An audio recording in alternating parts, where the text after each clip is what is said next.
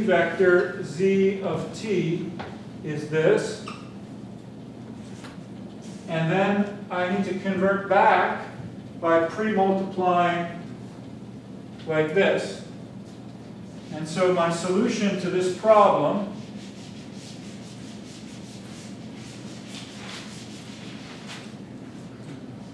x1 of t, x2 of t, which is my vector x of t, is going to be equal to m to the negative 1/2, but m was the identity matrix, so this we can forget about this, times q times z. So q is 1 over square root of 2, 1 over square root of 2, negative 1 over square root of 2, 1 over square root of 2. That's the same q as over here, times z, and z is what I just calculated over there. So this is going to be square root of 2 cosine of t, 0. And so when I multiply through, what I get is x1 of t is equal to cosine of t, x2 of t is equal to cosine of t. That's my answer. See, I told you it was a closed form solution. And as long as you can, if you have a 1,000 by 1,000 dimensional system, like if you become a civil engineer and work on a bridge or something, then you can model that system as a big mass matrix and a big stiffness matrix, and as long as you can diagonalize those matrices, and that you would probably use a computer to do, then you can use the same formulation to get a solution to the equations of motion. Okay? Any questions about that? Well, I'll say one final thing about this example. I said, in general, you cannot just look at a system and choose the z coordinates. But sometimes a system has symmetry, and symmetry makes it easier to predict how things will move. And in particular, this system has symmetry along this line, right? So you have two masses that are the same, you have three springs that are the same. And you can imagine two scenarios. One is when these masses move together, this middle spring doesn't stretch or compress. So if the two masses move together, it's as if this middle spring doesn't exist.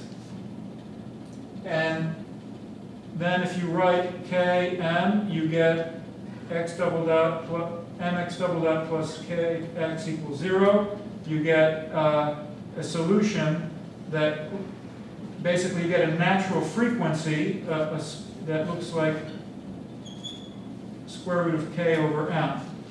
Okay. On the other hand, if the two masses are moving exactly opposite each other, then it looks like only half of that middle spring exists, and there's no, if the two masses are moving opposite each other, there's no difference between the spring being cut in half and attached to another wall versus the spring being attached to the other spring that has that reflective boundary. Okay? And so this has stiffness K.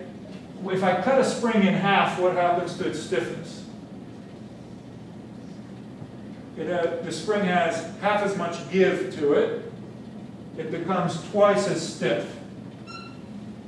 And if you write what is the potential energy here and the potential energy here, you see that the stiffnesses add. So this is actually like a spring of stiffness 3K. And so if I write the equation of motion, it's mx double dot plus 3k x is equal to 0, or omega is equal to the square root of 3k over m. Well, this is how a 1k over m, this is a 3k over m, this is a 1 and this is a 3. That's not a coincidence. The 1 and the 3 here are the same 1 and the 3 over here. So to make a long story short, if you recognize that there's symmetry in the system, you can take a complicated system and decompose it into smaller parts that are easier to solve. And then after you solve those smaller parts, you can reconstitute all of the eigenvalues and eigenvectors for the larger system. Okay? Anyway, that's maybe more advanced than we needed to go today. If there are no questions, then we can stop at this point. Okay, so I'll see you on Thursday, and then the next homework will be due on Thursday, and I'll give you out a new homework which will involve some of this stuff to build on, as well as the spinning top sorts of problems. See you on Thursday.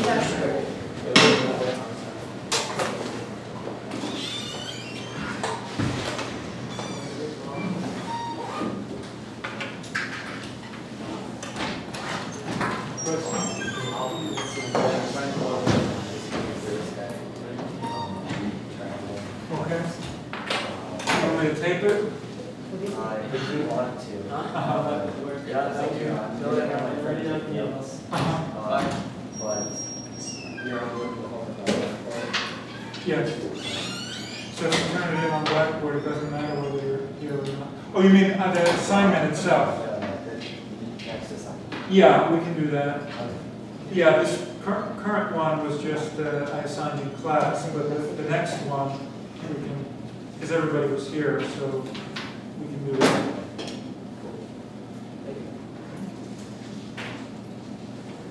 Oh, yeah.